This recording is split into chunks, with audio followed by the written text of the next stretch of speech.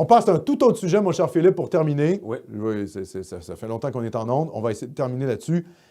Alors ça, c'est plutôt rigolo. C'est pour rigoler de la gueule de Trudeau. L'Inde critique Trudeau et parle de l'indépendance du Québec. Et oui, parce qu'il y a une grève massive en Inde, dans une région qui a historiquement des visées séparatistes. Et Trudeau a fait un commentaire du genre « Ah oui, mais c'est très grave ce qui se passe en Inde. » Et vous savez, avec la débâcle diplomatique qu'a connue Trudeau en Inde, il y a quelques années, là, l'Inde est extrêmement remontée contre Trudeau parce que, notamment, le Parti libéral cache en son sein des séparatistes fanatiques sikhs qui veulent la mise en place du Khalistan, qui est une région de l'Inde qui deviendra un pays indépendant pour les Sikhs. Et ce mouvement-là est soutenu par une milice religieuse violente qui s'appelle la Babar Khalsa, dont est très proche d'ailleurs Jagmeet Singh, le chef du NPD. Donc, tout ça pour dire que la géopolitique indienne s'ingère dans la géopolitique canadienne. Pourquoi? À cause de l'immigration massive. Un Québec indépendant serait-il reconnu à l'international au grand tabaret de Justin Trudeau? La question était le sujet de l'heure mardi soir sur un plateau de télévision en Inde. À la suite d'un appui aux agriculteurs indiens, le premier ministre canadien devient malgré lui le figurant d'un débat interne à l'Inde, analyse des spécialistes de ce pays. Est-ce le temps que l'Inde appuie le référendum du Québec en 2022?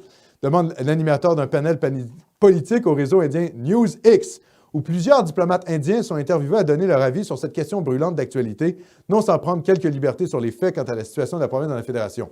Nous devons traiter Trudeau et ce gouvernement exactement de la même manière qu'il tente de nous traiter, propose le diplomate, qui a co-signé cette semaine une lettre accusant le Canada de complaisance avec les mouvements séparatistes sikhs de la région du Punjab. Ces gens-là qui visent à créer le Khalistan, ou le Khalistan, je ne sais pas comment on prononce. Est-ce que le KH en Punjab, c'est le Kha? On ne sait pas. On ne sait pas. Parce qu'en arabe, je vous dis ça comme ça, en arabe, KH, c'est le Kha, comme la Chota espagnole. Est-ce que c'est le cas? Désolé, on n'a pas fait des études au... Je pense que c'est Khalistan. Oui, Khalistan, c'est le Khalistan, au Punjabistan. Bon, enfin bref. L'Inde accuse Trudeau, au fond, de soutenir le mouvement indépendantiste du Khalistan, résume Karine Bates. Au Canada, il y en a parmi la diaspora sikh qui milite pour le Khalistan. C'est connu qu'il y a des activités, des levées de fonds, etc. Et ça a toujours fait des soucis diplomatiques avec l'Inde. Voilà l'effet du multiculturalisme. Votre diplomatie est sabotée parce que vous avez tout le tiers-monde chez vous et toutes les sectes possibles et imaginables. Vous comprenez? Et pour faire plaisir à votre électorat, le Parti libéral du Canada est obligé, finalement, de caresser dans le sens du poil les extrémistes sikhs religieux, qui d'ailleurs ont commis l'attentat aérien le plus meurtrier avant le 11 septembre.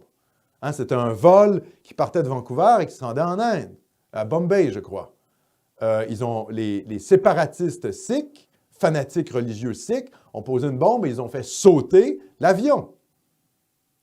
OK? C'est ça, l'héritage sikh au Canada, c'est du terrorisme. Et Trudeau est pris là-dedans. Donc, petite nouvelle pour nous rappeler que le multiculturalisme, c'est la multiconflictualité, société multiculturelle, société multiconflictuelle.